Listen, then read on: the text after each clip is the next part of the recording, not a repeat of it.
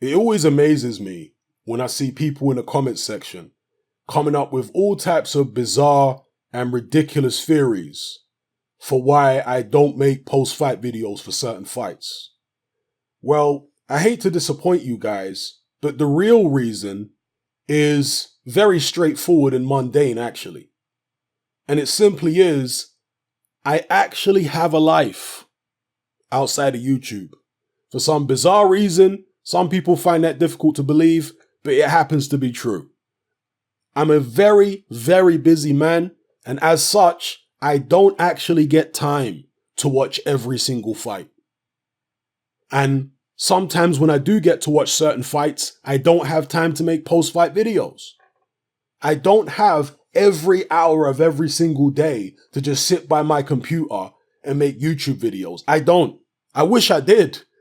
One of my biggest problems in life in general, the thing I complain about the most is not having enough hours in the day to do all the things I need to do.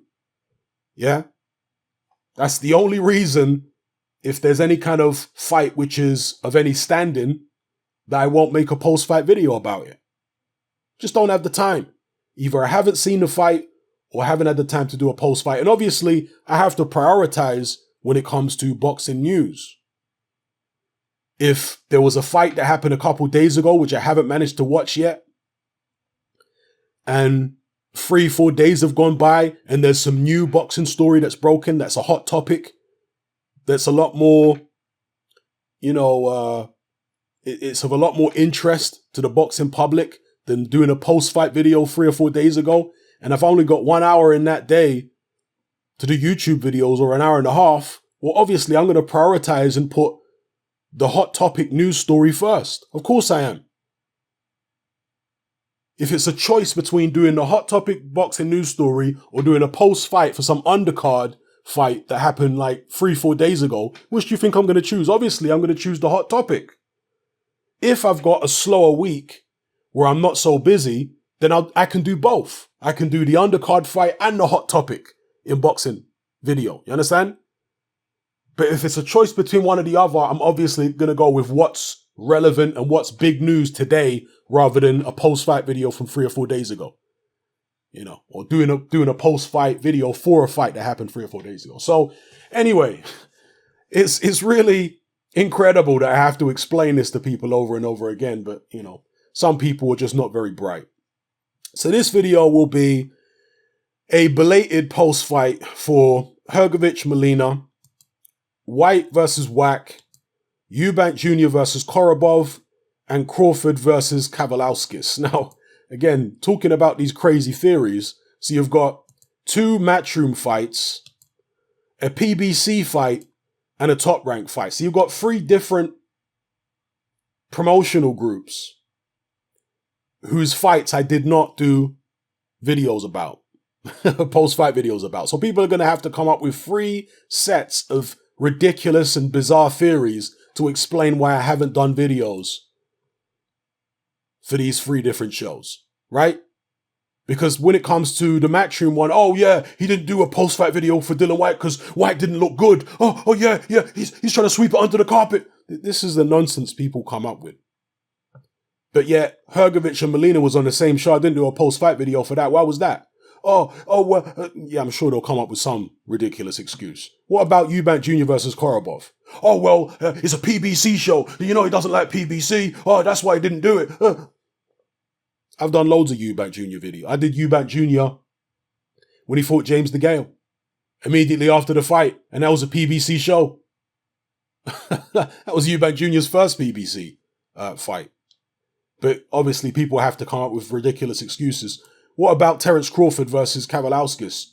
What's their excuse for that? I'm sure they'll come up with some ridiculous theory as to why I didn't make an immediate post-fight video. These people are so stupid, it blows my mind. It's simple, people. I don't have the time to do post-fight videos for every bloody fight. I have a life outside of YouTube. Yeah? Anyway, let's get into it. So Hrgovic versus Molina. Molina has never been the bravest of fighters at the best of times. And he certainly didn't turn up to fight against Filip Hrgovic. He probably felt a couple of Hrgovic's jabs early on, a couple of the right hands, and thought, you know what? I'm checking out early tonight. And he started complaining about shots to the back of the head and this, that, and the other. Go back and look at most of Molina's losses, and you'll see him doing the same thing when he fought Deontay Wilder, when he fought Anthony Joshua. You know, he's always complaining about something that happened in the fight. And look, that's not to say he didn't catch a shot on the back of the head against Hrgovic or against Wilder or whatever, but he makes such a meal of it. He uses it as an excuse to get out of the fight. He uses that as an excuse to go down and stay down. Oh, yeah, I got hit on the back of the head. I'm not getting up. This is what he does. He doesn't really come into fights with a lot of heart and ambition most of the time, Eric Molina. At least not when he's fighting somebody good. When he's fighting lower level opponents, yeah, he'll stick in there. But when he's fighting someone good, he don't really have much heart for battle. And that's what we saw here against Filip Hrgovic. Disappointing, really, because a guy with Molina's experience, you would at least hope he'd try and put up some serious resistance to give us a decent measuring stick on Filip Hrgovic. Because Molina does actually have some skills. You know, he's not an amazing fighter or anything, but he can be quite slick at mid-range and close range in terms of slipping shots and getting off counters. We saw that in the Wilder fight. But here against Hrgovic, nah, he just turned up for a payday, what it looked like to me. You know, I mean, he might have done a little scouting report in the first round or so and saw the lay of the land.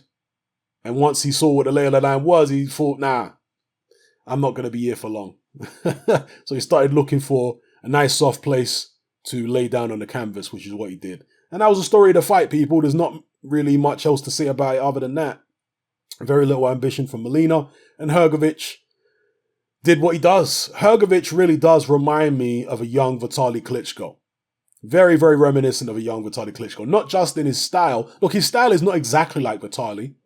He holds his left hand high a lot more often than Vitaly used to. Vitaly's left hand was usually low, but occasionally he'd bring it up. Hrgovic holds his left hand up a lot more often than Vitaly, but the way he leans back from punches and the way he throws his right hand and a lot of the shots he throws, very reminiscent of a young Vitaly, even looks a little like a young Vitaly and has the same kind of demeanor. You know, that cold Eastern European stereotypical hard-faced, you know, ex-Soviet type demeanor. That is Filip Hrgovic. I mean, if you go, I've done it myself on Facebook posts.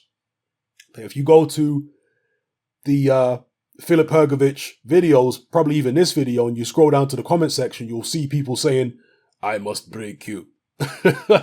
Quoting Rocky, you know, Ivan Drago from the Rocky movies. Because that's the kind of demeanor that Filip Hrgovic has, like a young Vitaly Klitschko. He ain't playing no games. I like Hrgovic's confidence. He's talking about he can beat Wilder and AJ and Fury and all the guys out there. I like that kind of confidence. So as long as he's willing to fight those guys, obviously, because there's one thing I don't like is when you've got a fighter calling people out, but you know, or dissing other fighters, but he's not willing to fight them. That annoys me. But as long as Hrgovic is actually willing to step in there with these guys, it's all good. So that's the Hrgovic-Molina post-fight done. Moving on to Dillian Whyte versus Mariusz Wach.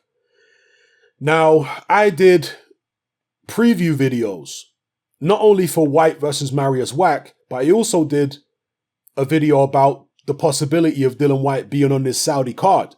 And in that video, where we didn't yet know Whyte's opponent, I was saying that don't be surprised if Dillian Whyte doesn't look very good in his, you know, comeback fight on this Saudi card.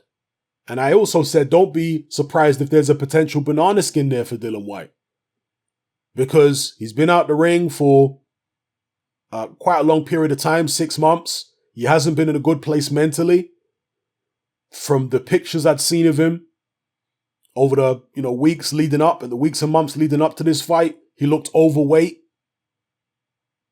You know, so I did say that do not be surprised if Dillian Whyte doesn't look great when he comes back. And indeed, he didn't look great. I was saying in my Facebook group that I wouldn't be surprised if Dillian Whyte gets taken the distance by Mariusz Wach. Yeah. People were saying that he's going to stop Wach, he's going to knock him out, this, that, and the other. Wach is a very, very tough man. He's never been on the canvas. He has been stopped a couple times before, but never been down. And again, given Dillian Whyte's inactivity, his mental state, and when he turned up at the weigh-in so heavy, not really surprising that Wach managed to last the distance. He does have an iron jaw, and he was probably spurred on when he saw how heavy Dillian Whyte was at the weigh-in. Because I didn't expect Mariusz Wach to be this ambitious. I thought he'd just, move around a little bit and lose heart quite quickly. But he probably saw Dillian Whyte at the weigh-in and thought, you know what, this guy's in terrible shape. He's been out the ring a long time. He's had all kind of problems outside the ring. Let me go for it. And that's what Mariusz Wach did. He actually went for it.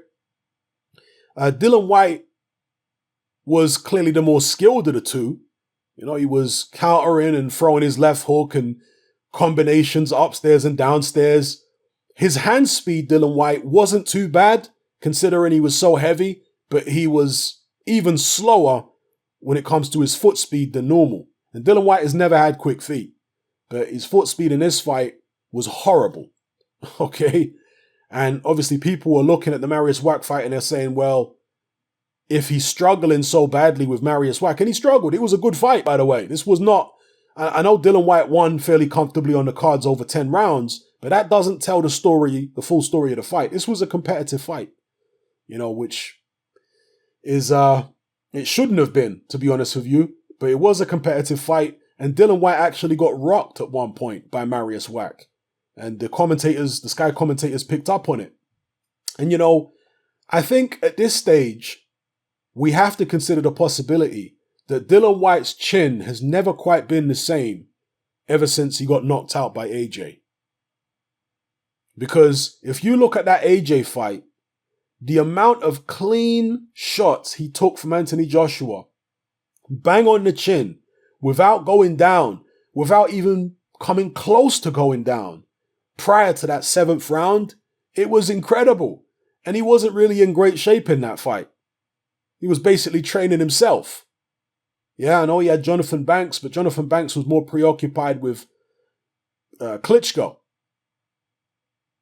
So, even though he wasn't in great shape, he still managed to take all of AJ's best shots for 6 rounds. But by the 7th round, he was tired, he was fatigued, he'd already taken a lot of punishment, and he eventually started getting hurt and then got knocked out. And I just wonder whether his punch resistance has ever been the same since then. Because you look at the Joseph Parker fight, yeah, it was late and Dillian Whyte was tired in that fight, but he did go down. But he was hurt in other fights. He was hurt against Helenius. Noticeably hurt. His eyes rolled up in the back of his head. He was down against Rivas. Again, wasn't particularly hurt, but he was down and he was wobbled here against Mariusz Wach. He seems to get hurt quite frequently, Dillian Whyte, or wobbled or dropped. And I know he's fighting, other than Mariusz Wach, who's, way over the hill, he's fighting a high level of opposition. And so, if you're fighting good fighters, there's a much more likely, there's a much higher risk of you actually getting dropped or hurt. But I don't know, man. I suspect Dillian Whyte's punch resistance might have been affected by that Anthony Joshua KO loss more than we realized at the time. That's what I suspect. But either way, he's definitely somewhat vulnerable. I'm not saying he's got a glass jaw, but he's definitely somewhat vulnerable. And it showed up here in the Mariusz Wach fight. But truth be told, Dillian Whyte at 271 pounds is not the same Dillian Whyte who beat Joseph Parker, or who beat Oscar Rivas, or who beat Derek Chisora. It's not the same guy. This Dillian Whyte wouldn't have beaten Joseph Parker. This Dillian Whyte wouldn't have beaten Derek Chisora. This Dillian Whyte wouldn't have beaten Oscar Rivas. So we have to bear that in mind, yeah? This was a Dillian Whyte out of shape, not quite all there mentally and emotionally because of what had happened in the preceding months. So it is what it is. He put in a lackluster performance. Look, I still liked his shot selection early in the fight where he was going up and down with shots and, countering with left hooks and all that kind of stuff. I like the technical things that Dillian Whyte does with his hands. His feet are very flat and stationary, and he often rocks back on his heels, Dillian Whyte, which is a very, very bad thing to be doing from a balance perspective. You'll often see Dillian Whyte's toes off the canvas, but yet his heels on the canvas, So he struggles with his balance a lot of the time. And when you're this heavy, you're going to struggle with it even more, particularly when it comes to moving around. So needs to get that weight off, needs to get way, way down into at the very highest 250, low 250s at the very highest. Really and truly needs to be in the 240s to get the absolute best out of himself, because his weight has been creeping up. Even against Rivas, he was quite heavy. Yeah. Can't remember. I think he was quite heavy against Parker as well. The Chisora fights, particularly the first fight, that's more the kind of weight that Dillian Whyte needs to be. Now, you don't just want to be light for the sake of being light. You need to feel good at that weight, but that's what he needs to do. He needs to find a way of getting down into the 240s and feel good at the same time. And look, Dillian Whyte's eating habits have to be brought into question. Yeah, you don't see, even with a long layoff, you don't see guys like Deontay Wilder, AJ, turning up looking like this after 6 months out the ring. You don't see that. But with Dillian Whyte, you do. And obviously, people have all got different metabolisms. Dillian Whyte doesn't have the natural metabolism to be as chiseled as AJ or Wilder. He doesn't have that, okay? But he can still be more responsible with what... I know it's easier said than done, given all the stuff that Dillian Whyte's been through over the past 6 months. But even when he was still fighting, even before the whole UCAD controversy, he was still ballooning up in weight in between fights. Yeah, it's not going to help you. So he seriously needs to look at his eating habits. I know he trains hard and all that kind of stuff, but, he spends too much time eating, let's be real, and eats too much. But there's no other explanation for how he could be blowing up in weight so often. So, anyway, moving on from Dillian Whyte versus Mariusz Wach. Eubank Jr. versus Matt Korobov. This was seen by most of us as a dangerous fight for Eubank Jr., myself included, a fight that he very well could lose. And I think we all saw evidence of that in the first round, because Matt Korobov controlled that first round. He hit Eubank Jr. with some very sharp left hands, was very quick on the counter, and kind of put Eubank Jr. in his place. Let's be real. In that first round, Eubank Jr. came out, kind of prodding and poking and looking for opportunities to get his shots off. And he got met with very fast, solid left hands from Korobov. And Eubank Jr. took a back step and thought, you know what? I need to be careful. And that allowed Korobov to control the rest of the round. Second round started and it looked as though Korobov was going to do the same thing. But then he ended up throwing a left hand, overextending. And I guess he dislocated his shoulder or tore a ligament or muscle in his left arm or left shoulder. And that was it. He quit in the fight. Now, I've got a long history, as most of you should know by now. I've got a long history of going easy on fighters who quit. Because I'm not the one in there feeling the pain and taking the punishment. I'm just some guy who, I used to box amateur like decades ago. Right? But really and truly, I'm sitting on my couch or I'm sitting at my desk, with my microphone, talking about boxing. I'm not the one in there taking the punches. So I tend to go quite easy on fighters who quit. Yes, I remember fellow Brixton boy Danny Williams fighting Mark Potter with a dislocated shoulder and actually winning the fight. Yeah, sometimes fighters do these crazy things where they go above and beyond to win a fight, even when they've only got one arm. But you can't expect every fighter to do that. Yeah. And particularly when you consider the fact that if you dislocate your arm and you continue fighting, it can get worse. This is dislocating his arm early in a fight. It's not like George Groves who dislocated it in the 12th round. You've only got a loss in a fight he was winning. So you've only got a loss one round and then you're home free. No, this is dislocating his arm in the first round. If he would have continued, that could have got far worse and it could have turned into a career-ending injury. Do you want to end your career for the sake of looking brave? Or do you want to, call it a day, get treatment so that the injury might be able to heal. So I think Korobov made a wise decision in the grand scheme of things, to be honest with you. I don't blame him for doing what he did. And Eubank Jr. by default, kind of like Charles Martin when he beat, what was that guy called? Was it Glaskov that he beat? Charles Martin? With the guy who blew his knee out. Eubank Jr. by default becomes, I think, is it an interim champion? WBA interim or something? He's been that before, hasn't he? Like when he fought Chudanov, wasn't he interim champion then?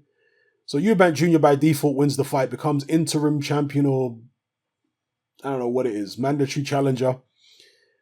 And that was a stroke of real good luck for Eubank Jr. there. Because to me, it looked like he was in for a very, very, very long, tough night.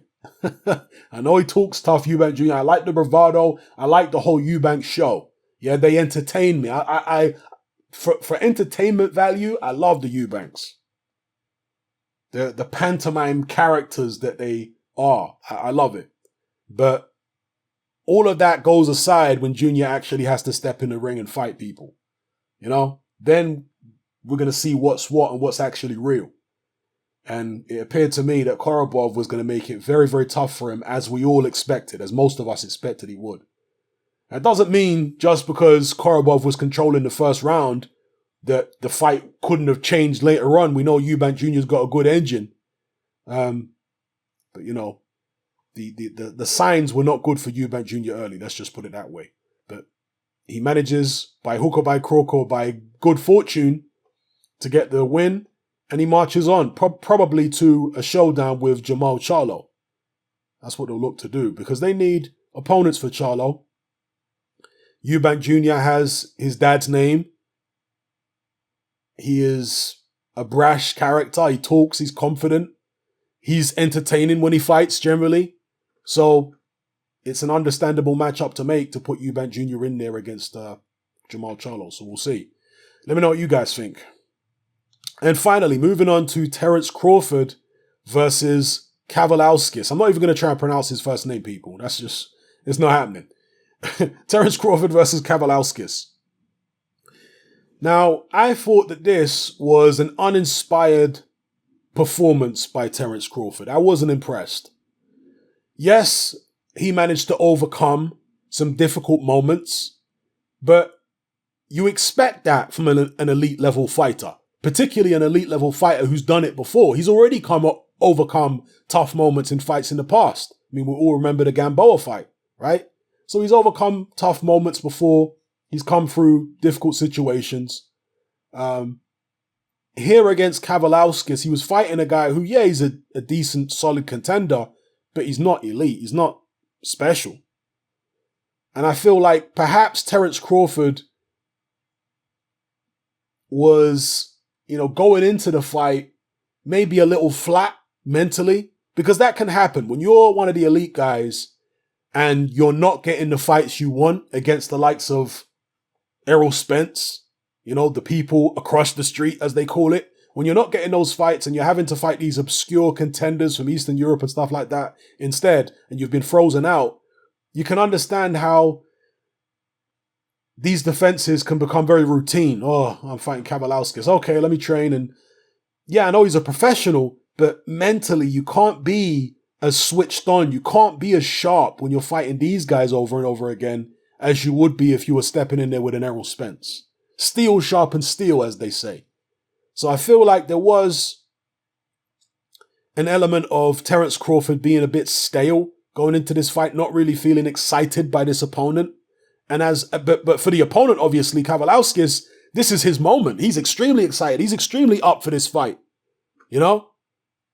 So that's what I think it was. Terence Crawford in shape, obviously. He's always in shape. But mentally, I don't think he was as switched on for this fight as he may have been if he was in there against a much more highly regarded opponent. So Kavaliauskas took advantage of that. He was able to land some nice shots on Terence Crawford in the first few rounds. There was a moment where Terence Crawford appeared to be buzzed, and people are saying that it was a knockdown. I mean, I'm not really going to debate the whole knockdown thing. If you want to say it's a knockdown, if you want to say it wasn't a knockdown, I don't really care. He got caught with some good shots. a debatable knockdown, but he managed to get himself together, and rather than get on his boxing, he kind of did what, I mean, not quite in such a crude way, but he did a similar thing to what Tyson Fury did against Steve Cunningham. He was like, you know what? To hell with boxing. let me just give this guy exactly what he wants and then some. You know, it's kind of like in the old school when a parent would catch their child smoking, and the parent would go to the store, or you know, if the child had the pack of cigarettes, they would get the whole pack of 20 and it'd sit there with the child, and they'll say, okay, you have to smoke every single one of these cigarettes while I sit here. The child thinks they want to smoke. Okay, if you want to smoke, you're going to sit here and smoke every single one of those 20. And the idea was the child ends up being sick from having to smoke all those cigarettes back to back. Yeah, and that's kind of what Terence Crawford did to Kowalski. He said, okay, you want to fight me? You want to stand here and trade? Okay, well, I'll give you more fight than you even bargained for. So Terence Crawford forced the issue. At times, he even had the earmuffs on. He just had put his hands up, walking forward. And obviously there was skill there. He wasn't just throwing random punches. He was picking shots.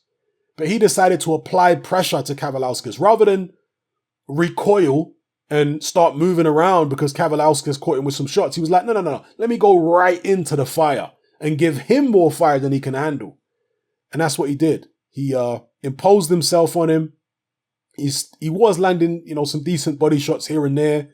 And he was just applying the pressure, not just physically in terms of landed punches, but mental pressure. And he eventually broke Kowalski down, dropped him in the 7th round. Kowalski got up. Crawford continued to apply pressure, dropped him again in the 9th. I believe it was twice. And then the referee called it off after the 2nd knockdown. So yeah, Crawford did what he had to do. He wasn't looking good, but the most important thing is win the fight. You can worry about looking good next time. With that being said, who will Terence Crawford fight next time?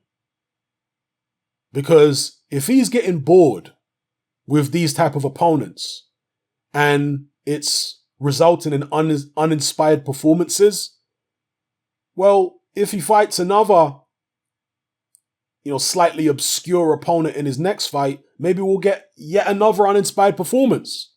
Maybe one of these guys will end up upsetting him. That's what can happen. Even when it comes to somebody as tremendously talented as Terence Crawford, it can still happen. I hope that Terence Crawford manages to get one of those PBC guys in the ring. What Al Haymon is doing, particularly with the welterweight division, is a massive injustice to boxing fans. A massive disservice, should I say, to boxing fans. Terrible what Haymon is doing, freezing this man out. And all these idiots saying, oh, he needs to come and sign with Haymon. Why does he? People do cross-promotional fights all the time. Why does he have to sign with Haymon? Stop using that as an excuse.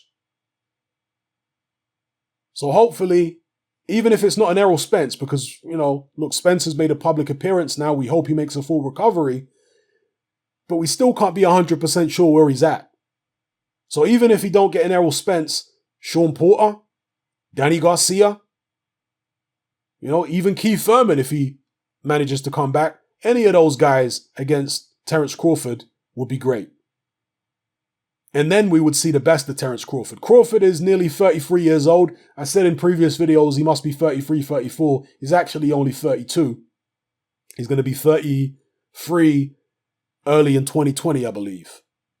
So he's only like 3 years older than Errol Spence. But in boxing, fighters can get old overnight.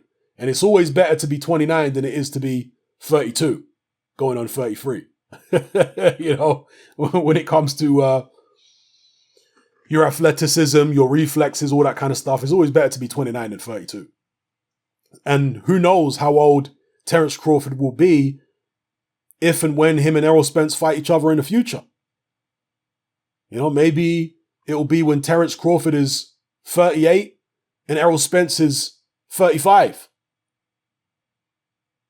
And then it's going to favor Errol Spence even more, the age differential. So, yeah, I hope that the boxing gods smile on Terence Crawford and we actually get to see him, in there with some of the PBC guys before his time is done. And he might be slightly over the hill now. You never know. Fighters peak at different times. Not all fighters can end up like Klitschko or Floyd Mayweather, still at the elite level in their late 30s. Not all fighters can do that. Yeah, many fighters, really by their early 30s, they're starting to come down. Mike Tyson being an example. Mike Tyson really, by the age of 29, 30, he was going downhill. I mean, some people say that he was going downhill from when he was in his mid-20s. But obviously there was a jail stint in there, and there's a lot of things which can be debated about Mike Tyson's career. But many people say Mike Tyson peaked when he was about 23 and went downhill from there. So the point being, I mean, Prince Nassim, another guy, peaked very young, started going downhill. Riddick Bowe peaked very young. Riddick Bowe probably peaked at 25, 26, and he was going downhill from there. So different fighters peak at different times. Has Terence Crawford already peaked? Have we seen the best of him? By the time he fights the PBC guys, will he have left his best years behind him? Let me know what you guys think in the comment section below. And yeah, this was my belated post-fight for the fights I've just discussed. There are some other fights which I haven't yet covered. I think people probably want to hear me talk about, some British fans want to hear me talk about Josh Kelly's fight. I didn't actually see it. So if any of you have got, I should be able to find it actually on Daily Motion, but I didn't manage to see Josh Kelly's fight. And probably some other fights out there as well. I wonder what excuse they'll come up with for me not seeing Josh Kelly's fight. Oh, well, Josh Kelly didn't look good. Well, didn't he? It's news to me. I haven't seen the fight, so I don't know whether he looked good or not. But I'm sure they'll come up with some ridiculous excuse for why, some ridiculous reason, should I say, as for why I haven't made a post-fight video for Josh Kelly. I just haven't seen the fight, people. I haven't had time. Simple as that. Anyway, let me know what you guys think in the comment section below. What's happening about. Join me on Patreon.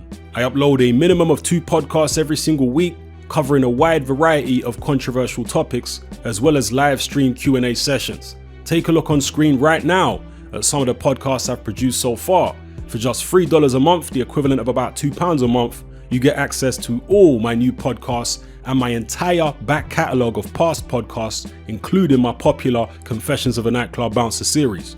You can listen on your computer or on your smartphone or tablet by downloading the Patreon app from the Google Play Store or the App Store for free. The Patreon app also allows you to download each podcast in MP3. For less than the price of a cup of coffee, you get access to dozens of hours of exclusive content. It's easy to sign up, there's no contract, and you can cancel at any time. So come and join our community of free and critical thinkers by signing up with me here on Patreon today.